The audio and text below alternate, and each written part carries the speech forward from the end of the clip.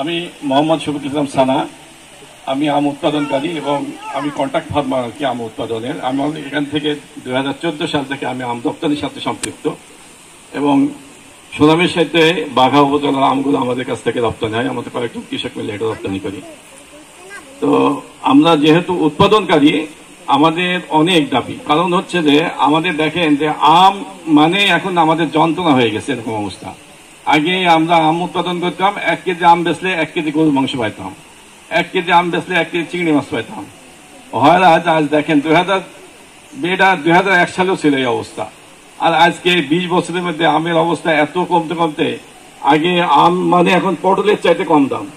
একটা পটল গাছ লাগালে 2 মাস পর থেকে, ঝিঙ্গা গাছ লাগালে 2 মাস থেকে এখানে ফল আসে, অথচ 1 ইয়ার্সের একটা ক্রপ এবং পৃথিবীর সেরা আম, মানে পৃথিবীর সেরা ফ্রুটসের আম, সেই আম নিয়ে আমরা কাজ করি, আমরা গর্ববোধ করি এই জন্য। কিন্তু আমাদের কাছে টাকা নেই, আমাদের কৃষকেরা হতাশ, কারণ হচ্ছে যে এই আমের ব্যবস্থাপনা নেই আমাদের দেশে।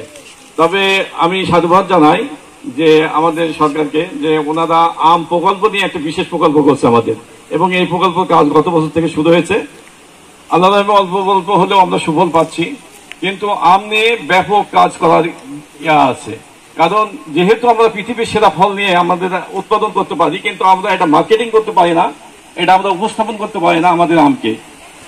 একটা আম আমেরিকাতে যে আমটা আমাদের ইন্ডিয়া থেকে যায় সেটা দেখা যাচ্ছে ওখানে একটা আমরা $2 পর্যন্ত বিক্রি করতে পারি, একটা 1 পিস আম। আমরা যেটা ইংল্যান্ডে দিলে পারি, কিন্তু হয় আমরা এটা ব্যাপকভাবে পাচ্ছি না। যে স্যার বললো যেটা, যে আমাদের 1 কেজি আম নিয়ে যেতে হয় শ্যাম্পুতে, সেটা ডিফিকাল্ট, শ্যাম্পু প্যাকিং হাউসে। ডিফিকাল্ট মানে এই জন্যই বলছি যে আমি আজকে আমটা হারভেস্ট করলাম, রাত্রিতে গাড়ি পাইলাম না, আবার রোডের মধ্যে জাম। আসলে উত্তরবঙ্গে থেকে জানেন যে আমের সময় এত বেশি টাকের গিঞ্জি অবস্থা থাকে যে পদ্মা সেতু পার হতেই আমাদের 1 রাত লাগে, আবার ওখান থেকে যমুনা সেতু থেকে আবার যদি আপনি পুরান ঢাকা পার হতে আবার 1 দিন লাগে, আবার এয়ারপোর্টে আসতে লাগে 1 দিন। এই যে একটা বৃষ্টি ব্যাপার। তারপরে আমগুলো তো আমের শেপটা এমন একটা জিনিস যে এটা যত স্মুথলি আপনি দিতে পারবেন তত ভালো থাকবে। একটু এক জায়গায় আঘাত খেলে ওই জায়গাতে কালো দাগ হয়ে যায়, দেখা যায় যে এটা এই অবস্থা থাকবে না। এত সুন্দর একটা অবস্থা দেখছেন, একটু আঘাত খেলে কালকে দেখবেন এটা ক্যান্সেলার হয়ে গেছে। এই যে আমগুলো আমরা ম্যানেজমেন্ট করতে পারছি না, তবে প্রকল্প থেকে আমাদের যথেষ্ট সহযোগিতা আসছে আমাদের, আমরা এটা আশাবাদী। এবং আম নিয়ে আমি একটা কথা বলতে চাই যে শুধু আম রপ্তানি করে থাকলে আমাদের হবে না। আমি পৃথিবীর বিভিন্ন দেশে গিয়েছি যেখানে কোকোনাট গাছ আছে, সেখানে তাদের কোকোনাটের মিনি তাদের আছে, ইন্ডাস্ট্রি আছে। আমাদের কিন্তু আম বেস কোনো ইন্ডাস্ট্রি নেই, একমাত্র পান যেটুকু করে, সেদান যেটুকু করে, এইটা সামান্য, এটা নট এফিসিয়েন্ট। আমাদের কাছে আমাদের যারা বাগান আছে, হয়তো এই অঞ্চলের মধ্যে একটা প্যাকেজিং হাউস দরকার, ছোট ছোট প্যাকেজিং হাউস দরকার। আপনারা একটু লিঙ্কেজ করে দেন আমাদের, যে আমরা যে আমের পার্টটা করবো সেই পার্টটা একটা বিক্রি করতে পারি, বা আমরা যদি আমের একটা চকলেট করতে পারি সেটা কোথায় বিক্রি করতে, মার্কেটিং এর ব্যবস্থা একটু করে দেন, বা আমাদের একটা মেশিন লাগবে সেটা দেন, আমাদের ডায়ার মেশিন দেন। কারণ এই যে হাজার হাজার হেক্টর জমিতে কালকে যদি বাতাস হয়ে যায়, আল্লাহ রহমত, দেখেন যে কালকে বৃষ্টি শিখলেন আছে, আমরা তো হতাশ যে যদি ঝড় হয়ে যায় দেখবেন আরো 25% আম পড়ে যাবে। এই আমগুলো যদি আমাদের ডায়ার মেশিন থাকে তাহলে আমাদের প্রত্যেক কৃষকের বাড়িতে অন্তত আমসত্ত্ব তৈরি করেও 1 কেজি আমসত্ত্ব 500 টাকায় বিক্রি হয়। কিন্তু এটা কিছুই করতে পারবো না, আমরা পচে যাবে। এটা আমাদের বিক্রি করতে গেলে ঢাকায় পাঠাবো, ঢাকায় পাঠালে হয়তো যে টাকের ভাড়া সেটাই হবে না।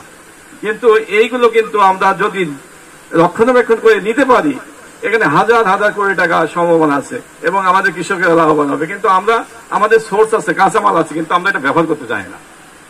তো আপনারা যেহেতু উচ্চ পর্যায়ে আছেন, আমাদের আসলে এই কথাগুলো যদি আপনারা বলেন বা আপনারা যদি একটু চেষ্টা করেন তাহলে আমরা উপকৃত হব। কারণ ইন্ডাস্ট্রিয়াল মেশিন আমাদের কিনা সম্ভব না, আমরা কোন জায়গায় মার্কেটিং হয় সেটা আমরা জানি না। তো এইগুলো আস্তে আস্তে লিঙ্কেজ করে দিলে, যেরকম এখন রপ্তানি 2014 সাল থেকে করছি, আস্তে আস্তে বাড়তিছে। যদি এইভাবে আমরা আমগুলো দেয় তাহলে আমাদের গাছগুলো বোধহয় কাটা লাগবে না। তা না হলে যদি পটলের দামে আম বিক্রি করতে হয় কোনো চাষিকে, আখের চাইতে, আখের গুড়ের চাইতে যদি আপনার আমের দাম কমে যায় তাহলে তো আখ রাখতে পারবে না কৃষকেরা। তাই আমি আপনাদের মধ্যে আকুল আবেদন জানাই যে আমাদের এই কথাগুলো আপনারা বলবেন। এবং আমরা খুবই কষ্টে আছি যারা আম চাষি, কারণ খুবই খারাপ লাগে। গত বছর আমি যে আমার প্রায় 300 থেকে 350 বিঘাতে আমের আবাদ আছে, যেটা আমরা লিজ নিয়ে করি এবং আমাদের নিজের জমিতে আছে। এই আমগুলো যেটা রপ্তানি করতে পারছি সেটাতে কিছু টাকা পাইছি, কিছু সুপার শপে দিচ্ছি সেগুলো টাকা পাইছি, কিন্তু লোকাল মার্কেটে যেটা দিয়েছি 10 টাকা 15 টাকা কেজি মতো বিক্রি করছে। আমি যদি চিটাগাঙ্গে 1 কেজি আম 15 টাকা কেজি বিক্রি করি, আমি যদি হারভেস্ট করি আমটা যে লেবার দিয়ে, আর এই ক্যারেটের ভাড়া সেটাই হয় না। তাহলে আমার টোটাল উৎপাদন, টোটাল লেবার খরচ, টোটাল ম্যানেজমেন্ট সব লস। গত বছর আমার ক্যাশ টাকা 30 লক্ষ টাকা লস। চিন্তা করেন তাহলে এই কৃষকেরা কিভাবে বাঁচবে। আমি আর বক্তব্য দীর্ঘায়িত করবে না, অনেকেই আছে, অনেকে অনেক কিছু বলবে, আপনারা শুনবেন ধৈর্য সহকারে এবং আমাদের কথাগুলো উপস্থাপন করবেন এই প্রত্যাশা দেখে আমি আমার সংক্ষিপ্ত বক্তব্য শেষ করছি। কথা বলছি।